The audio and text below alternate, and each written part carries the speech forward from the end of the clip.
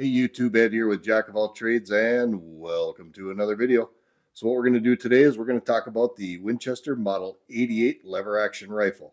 This video is actually by request. One of my subscribers requested I do this video, so here it is. So today let's talk about the Winchester Model 88.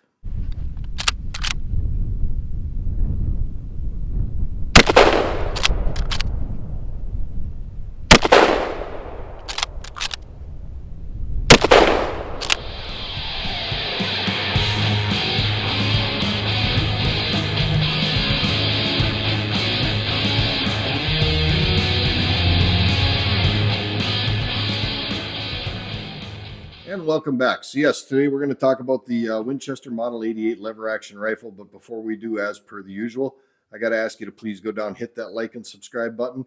Make sure you ring that notification bell so you get notified of upcoming videos.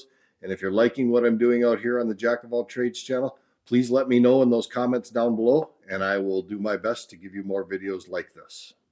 All right, so the Winchester Model 88 lever action rifle. This was the last lever action rifle that Winchester designed.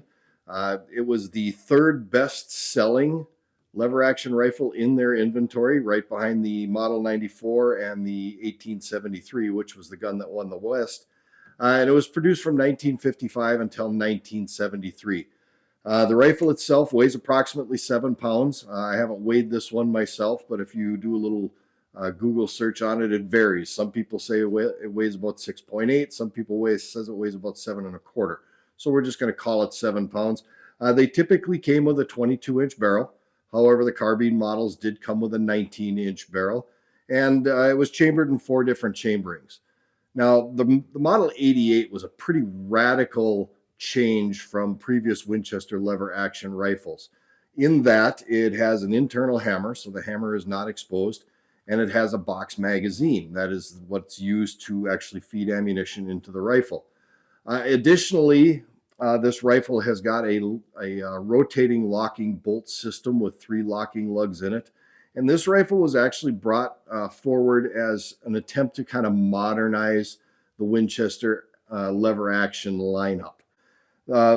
Most of the Winchester rifles up until this point were exposed hammer, tube loading magazines, with the exception of the 1895, which had a internal box magazine.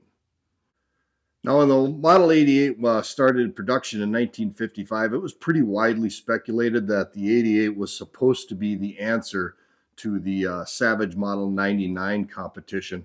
And the Savage 99 was taking quite a bit of market share away from the Winchester company, partly because it was a lever action rifle that would fire Spitzer bullets, which Winchester didn't have except for the 1895 rifle. The other part of the 99 was the fact that it didn't have an external hammer. So it is, like I said, widely speculated that the Model 88 was supposed to be the answer, if you will, to taking that market share back from the Savage Model 99. Now, the 88 does have a hammer. It's just internally, unlike the 99, which has a striker-fired firing pin inside of it. And it is absolutely a timeless design, and it's still very popular with hunters today, the ones that still own them, that is, because this rifle was discontinued in 1973. In the 18 years of production, they made 284,000 Winchester Model 88s. The 88 was originally offered in the 308 chambering, which was a cartridge that was developed by the Winchester Company in 1952. And it was later offered in 3 other calibers, like 243, which was offered in 1956. Incidentally, this rifle is a 243. The 284, which was introduced in 1963, and the 358 Winchester, which was built from 1956 to 1962. From 1968 to 1973, the Winchester Model 88 was available in a carbine model, which had a 19-inch barrel. They only made 30,000 of those rifles, so that makes the Model 88 carbine fairly collectible, even though it was post-64 production. There was no stock checkering on those rifles, nothing like that, no stock embellishments whatsoever, and it did have a barrel band on the front to hold the barrel to the stock. The Winchester Model 88 carbine was also available in all 4 of the calibers, or the cartridges, that the standard Model 88 was available in. Now, the bolt on the Winchester Model 88 is a 3-lug rotating bolt, And those 3 lugs engage the front of the receiver with a rotating 3 lug system. So that was a forward locking bolt, which was different from previous Winchester models in which the bolt was always locked from the rear. Like the Model 92 Winchester, it had 2 locking bolts on the back side of the bolt. The Model 94 then changed and it had a single locking bolt on the back side of the bolt. But this was quite a departure for Winchester because they turned their bolt from a rear locking to a front locking bolt system. This type of bolt system actually eliminated things like receiver flex and actually bolt compression. And the fact that it does lock up on the front side of the bolt makes the bolt lock up more like a bolt action rifle as opposed to a traditional lever action rifle. Now, when you run the lever on this bolt, when that bolt comes back, it actually turns and allows that bolt to be recessed. And then when you run the lever back up into the battery position, that bolt comes forward and actually twists into the breech right on the front side of the receiver. Not all that dissimilar from like what an AR-15 does, more closely resembling that of a bolt action lockup. Now, this locking system made the Winchester Model 88 more suitable for high pressure and high power cartridges like the 308, the 243, the 284, and the 358 Winchester. Like I stated earlier, the Winchester 88 is actually fed from a detachable box magazine that feeds the rounds vertically into the rifle. And ironically enough, this box magazine was not only one of the great improvements of the Winchester Model 88, it was also the source of some problems with the Model 88. It took several tries for Winchester to get this magazine design correct so that it would actually feed properly. I've heard anywhere from 3 to 5 iterations of magazines were actually gone through until they finally got it perfected and the design was suitable for actually feeding ammunition smoothly into the rifle. The problem again with these magazines is that any damage or abuse to the magazine can actually really adversely affect how the rifle feeds. They are durable. They do hold up as long as you take care of them, but if you tweak them or mess with them at all, they can adversely affect the feeding of this rifle. The magazines on this rifle are also a bit caliber specific. Now, the 308 and the 243 basically use the same magazine, but the 284 Winchester and the 358 Winchester are specific to those caliber of rifles. So they are interchangeable between the 308 and the 243, but the 284 and the 358 Winchester will not work in a 308 or a 243 rifle. Another problem with the Winchester 88 magazines is the fact that Winchester is no longer producing these magazines. Now, there are aftermarket companies out there making magazines for the Model 88, but they oftentimes fall short. There is one company, and I can't remember who that company is. They actually bought the machines to make Winchester magazines, and as I understand it, those magazines are actually pretty decent. But at the end of the day, you want to find an original magazine that's got the Winchester logo on the bottom side of it. That's the best way to ensure that you've got a magazine that is very likely going to work. The other issue is those magazines are exceedingly expensive. Additionally, the magazines hold 4 shots unless you have the 284 Winchester, and that magazine only holds 3. And another issue with it is that consumers found out that if you tried really hard and if you were motivated enough, you could get an extra shell in these magazines. So on the 308 and the 243, you could actually cram a 5th round in there. On the 284, which was a 3-shot magazine, you could get a 4th round in there. But the problem is when you went ahead and reinserted the magazine into the rifle, it actually put a lot of pressure on the bottom side of the bolt, making actioning that first round into the chamber very, very difficult. The other problem is that when you did shove the magazine up into the magazine well, you were putting all that pressure down on the shells in the mag, and you actually ran the risk of bulging these magazines, and you could effectively ruin your $100 magazine by overstuffing it. So when you are out looking for magazines for your 88, there is a silver lining to the cloud in that Winchester Model 100 magazines will actually work in the Model 88 and vice versa. The difference is the Model 88 mags are stamped on the follower Model 88, and the Model 100 mags are stamped Model 100. So you can see this one has an M88 on the follower of the magazine here, right there. And the 100s have got that same stamp for their rifle. The big difference is with those two magazines is that the Model 88 magazine, if you look right here, you can see the follower is kind of chamfered or ramped right here. The Winchester Model 100 isn't like that. It's a straight shelf, and that is because the Winchester 100 is a semi-automatic rifle. So understand that if you do use a Winchester Model 100 magazine in your Model 88, it will work. However, when the rifle is empty, it will not let you close the magazine or the action, because the 100 is a semi-automatic, and that's what holds the bolt open after the last shot. So in order to close the action, you have to physically remove the magazine from the rifle before the action will let you close it. Now, if you've got really little skinny fingers and you can get your fingers down inside of that ejection port and depress that follower, you don't have to take the magazine out. But that ejection port is very, very small, and that is not an easy exercise, to be sure. Another big difference with the Model 88 from previous Winchester rifles is that the Model 88 has a solid topped receiver, and they all come tapped and or drilled and tapped for scope mounting, which is something that you didn't find in previous versions of these rifles. Like the Model 94, you had to have some morphodite side mounting system for your scope, and the fact that those rifles were top eject meant the scope had to be offset. You don't have that problem with these rifles because they are already side ejection, and they are drilled and tapped from the factory so that you can mount a scope base right to them. Another very noticeable change on the Model 88 is that it does have a one-piece stock. Now, typically, lever action rifles of the time had a two-piece stock to them because the receiver went all the way down, and then you had a forestock and a butt stock. The Model 88 actually has a one-piece stock, which is very different from a traditional lever action rifle. It was thought by many consumers that that made the rifle much more attractive, and honestly, I think it makes it look just fine.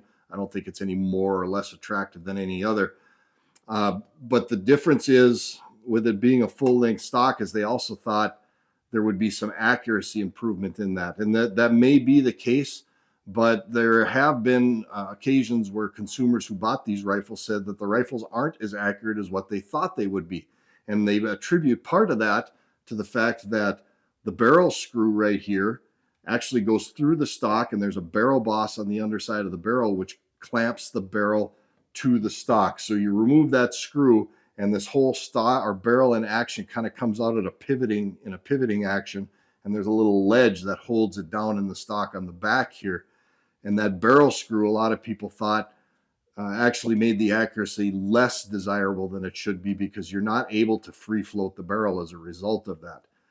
Now, there were some pretty adventurous gunsmiths out there. Norm Bridge is one that comes to mind, who actually figured out that if they remove that barrel boss screw from the barrel up here and then installed a recoil lug closer to the receiver, re-drilled a hole closer to the receiver to fasten that action down into the stock, that you could then free float the barrel. You could also at that time bed the actions, which did actually make a pretty dramatic improvement of the accuracy of the Model 88. Now, understand, this is a very customized alteration, and though Norm's rifles are out there and they do surface on occasion, they are very, very desirable, and they are extremely collectible, and they usually fetch a premium price as a result of it. Now, the trigger on the Model 88, which breaks at about 2.5 or 3 pounds right out of the factory, is also notorious for being a little bit spongy and lacking that really crisp break that a lot of seasoned shooters admire and are used to. And that is due to partly because of the design. You can see the trigger mechanism is right down here, and it's kind of incorporated into the lever mechanism of the rifle. And because of the way the trigger is designed, and I'm not going to go into design speculations here, makes it very hard to do a trigger job on these. Now, again, some really good seasoned gunsmiths, and again, Norm Bridge comes to mind, were able to take on the challenge. They were actually taking these triggers apart, and they were able to get these triggers considerably crispier on the brake side of it, and actually were able to reduce the poundage just a little bit. And again, those guns are extremely expensive and very desirable if you do find them. Those who own Norm's rifles actually have described these triggers as being brilliant. Now, taking the trigger apart on a Model 88 and reassembling the trigger is not something for the hobby gunsmith. These triggers are very, very complicated, and they have a lot of idiosyncrasies that make the trigger easily ruined if you don't do it properly.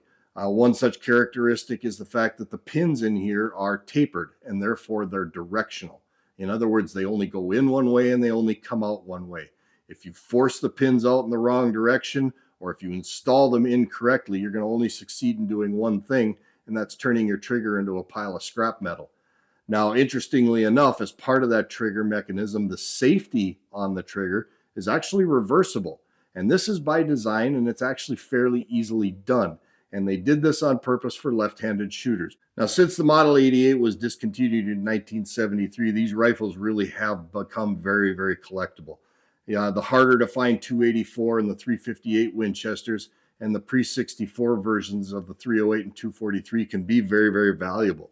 Now, if you have a pre-64 chambered in 284 Winchester, you got a bit of a unicorn there, because they only made the 284 pre-64 for 1 year, because the 284 came out in 1963. So therefore, if you have one of those rifles, those are extremely hard to find and are very, very collectible. Now, since the Model 88 was introduced in 1955, the fact that Winchester started making some pretty dramatic cuts in their manufacturing process in 1964 didn't really affect the Model 88 a lot. There were some things that changed, but the biggest change that happened with the Model 88 was the stock. All the pre-1964 Winchester Model 88s had a little bit denser hardwood in them. The checkering was all hand cut and they had an oiled finish on them, whereas the post-64 rifles had a less dense wood, because Winchester went to a method where they started pressing in this basket weave style, if you will, stock embellishment on it. And they needed a less dense wood so that process would work properly. And of course, they did all this to reduce man hours, and they were able to lower the cost of the manufacturing. So now, knowing that the primary difference between the Model 88 pre-64 and post-64 was the stock, one would think all you have to do is look at the stock and you'd be able to determine whether it was a pre-64 or not. And that's really not the case, because the stocks are actually interchangeable post-1957-ish. Prior to 1957, they actually changed the recoil stop, or the recoil block on the backside of the receiver, and they had to re-inlet the stock to accept the new recoil block. And then they used that new style recoil block from about 1957, approximately serial number 80,000, until it was discontinued in 1973. So it is actually feasible that a post-64 rifle could have a pre-64 stock installed on it. It's not likely, but it is absolutely feasible and could happen. So that makes serial number lookup really the only 100% true way that you can determine if you have a pre-64 rifle or not. So like I stated earlier in this video, this Model 88 is owned by a subscriber of mine, and actually a friend of mine, and I have it on loan so I could make this video. Now, this rifle was purchased by his uncle and then was given to him his first year deer hunting season, and he hunted with it for many deer hunting seasons after that. It's chambered in 243, and it was actually made in 1973. So this rifle was the last year that the Winchester company made the Model 88. It wears the typical basket weave style stock, which you would expect from a post-64 rifle. And it also carries some of the battle scars and marks and scratches that you would typically see in a rifle that was used for hunting. These are hunting rifles after all, and you would fully expect to see those marks in a rifle that was used. I've shot this rifle, and actually, to be honest with you, the rifle shoots really good. In fact, I think it shoots great. I didn't notice any of the typical complaints that a lot of people who own 88s and want to complain about something complain about with this rifle. I didn't feel that the trigger was all that spongy or didn't feel very crisp. I thought it was just fine for a hunting rifle. Didn't see any problems with there. The little hiccup in the action that you a lot of times experience when the hammer is down and you're running that bolt it has to recock the hammer plus eject and feed shells. I didn't notice any of that, and it just seemed to work very, very well. The rifle is very well balanced. It handles well. It points extremely well, and I had no complaints with it. I actually really enjoyed shooting this rifle. If I do have to make a complaint on it, one of them would be is that this magazine is really not very easy to get out. On the bottom of the rifle here, it's kind of recessed where the magazine catch is, and there's not a whole lot of real estate for a fat finger to grab onto that magazine to get it out. And I'm here to tell you, if you're wearing gloves, you're probably going to have to strip one of them off so that you can get that magazine out, which is not going to be all that pleasant if you're deer hunting in cold weather. And where I deer hunt, it gets pretty doggone cold sometimes. The other thing I might complain about a little bit is the weight. This is not a lightweight rifle. Now, it's not morbidly obese or severely heavy like some rifles are, but at the same time, at 7 pounds, it's not a lightweight either. And then you go ahead and add a scope onto the top of this. And if you carry it for a day hiking around the woods, you're going to know you were carrying something.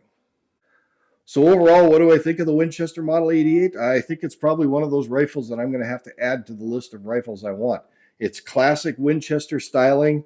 It's elegant. It's nice. It points and shoots very well. It's very functional. I think it's just a classic deer rifle. And anybody who has a Model 88, you really truly have a piece of history there. And I would hang on to that until my dying days because they are just really a nice rifle in my opinion. I think Winchester really got it right with these rifles. The minor little things that people complain about are really not all that important. And this is really just a classic firearm that if you're a collector, I think everybody should have in their collection, myself included. So with that, let's go ahead and let's wrap this video up. Now, like I said earlier, if you're liking these kind of videos, you'd be doing me a huge solid by hitting that like and subscribe button down below and ringing that notification bell so you get notified when I put out new videos.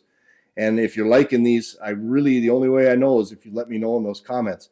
And you don't have to say, I like these kind of videos. You can just give me a comment and I know you were interested. I know you watched it, and I'll do more videos like this. I really would appreciate the like and subscribe because that is really the only way I ever ask you to support this channel.